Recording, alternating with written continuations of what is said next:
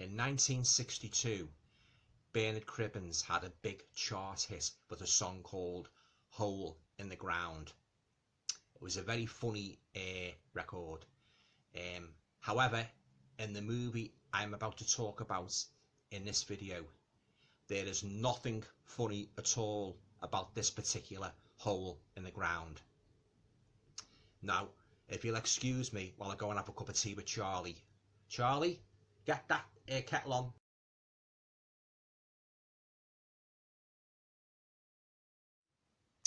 Hi guys, welcome to another video. Hope you're all keeping well. In this video I'm going to talk about a movie that I watched on Amazon Prime just last night, and that movie is called The Deeper You Dig.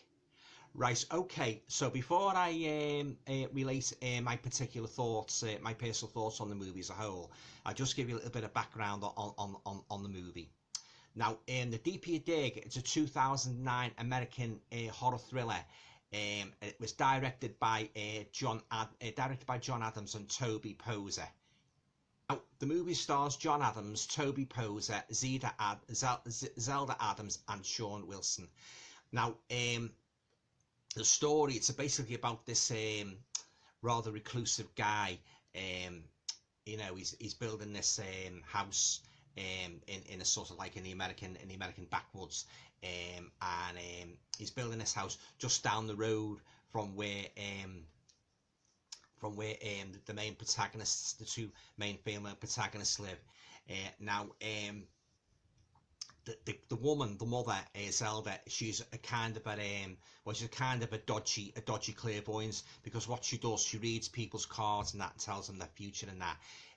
But there's something very disingenuous about her, and she's got this daughter, 14-year-old teenage daughter called Echo, and Echo loves it. She loves that old-fashioned music and that. You know, she's got this sort of like an antiquated transistor she plays music on, and she's got this like dark lipstick and that, yeah, and yeah, so it's a mother and daughter. They live down the road from this guy.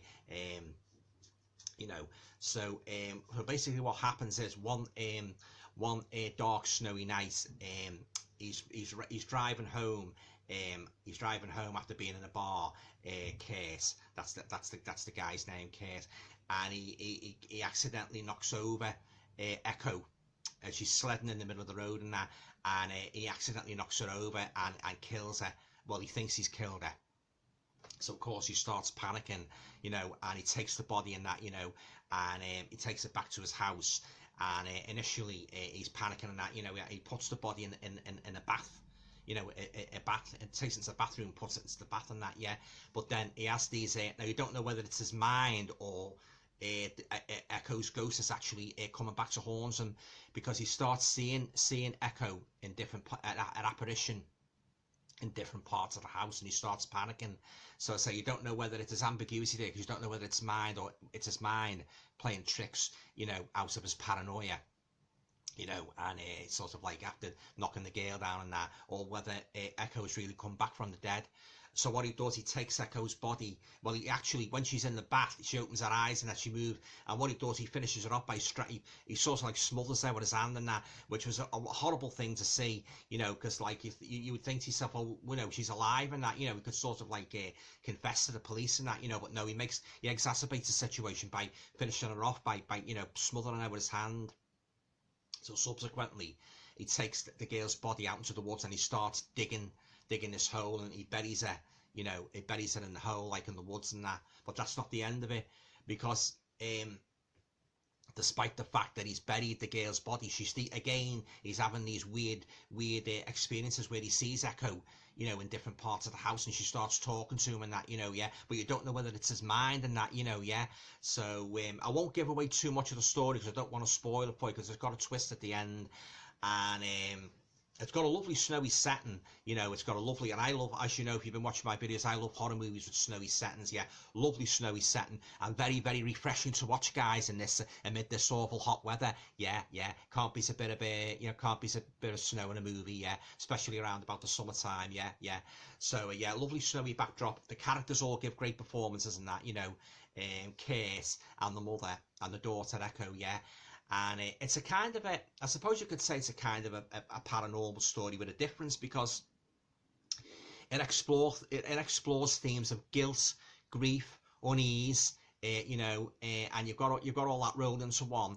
And Case, now he could have really come across as a real pantomime villain character, no feelings at all. He could have been really aggressive, but what makes this movie interesting? They give him a sort of like a humane layer as well, because even though he's killed Echo, he's still concerned for her, and that, he's still sort of like, I suppose you could say he's still got kind of a soft spot for her, really, yeah.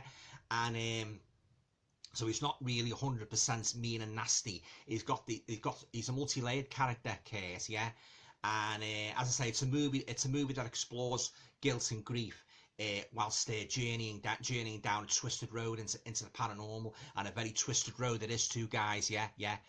Now, once, of course, when the mother discovers her daughter's gone missing, she starts getting upset, obviously, as you would in that concern. And she goes to the police, and she starts plastering all posters around town. Have you seen this girl? Have you seen, my daughter? And that she's gone missing, and that, yeah. And then so what happens then is she starts getting this feeling, this intuition that Echo has been killed, but she's still around, in this kind of like I suppose you could say like limbo, so she's still, and that feeling goes more and more strong. It goes more and more strong as the movie goes on. She's convinced that her daughter is still around, like in spirit form, yeah. So what she does, she goes to consult this black guy, who he seems to be kind of a top paranormal occult expert, and he's a kind of a mentor. He seems to be kind of a mentor to Ivy, the mother, and she explains the situation. And he says like, he refers to this term, the seven circles, which is a kind of an occult term. I think it's to do with hell, so many sorts of like levels of hell and that, yeah. And it's not really fully explained in the movie exactly what the seven circles is, but it's a kind of it's related to hell anyway, from what I could gather from the movie. And he's got this box, and he says, now if you open this box and release the seven circles, you won't be able to close it. In other words, you'll suffer the consequences if you dare to open this box. So what does the mother do? She opens the box, and of course all hell breaks loose, because she starts having these weird, surreal episodes. Like, for instance, she's in the woods and that, and her daughter's floating in the air behind her, and she's talking to her and that. And then she's in this, goes into this kind of netherworld and that. She sees all these weird apparitions and that, yeah. And when she's dealing the cards, there's one particular scene when she's dealing the cards, and the jester comes up in that, like signifying. I don't really know much about tarot cards, but the jester, I think it signifies of obviously a fool, a clown of some kind. And then you see her in this surreal scenario, where she's sitting across the table from a kind of clone of herself, and the clone's all decked out in this clown, all this clown sort of like costume, got the red nose on and that, but it's Ivy. So it seems to be a reflection of Ivy's. She kind of making a fool of herself, sort of like giving people false messages and that, yeah. So she's a fool, really. She's it's sort of like, it seems to mirror a foolishness of sort of like trying to be what she's not, trying to be basically a genuine card reader when she's not.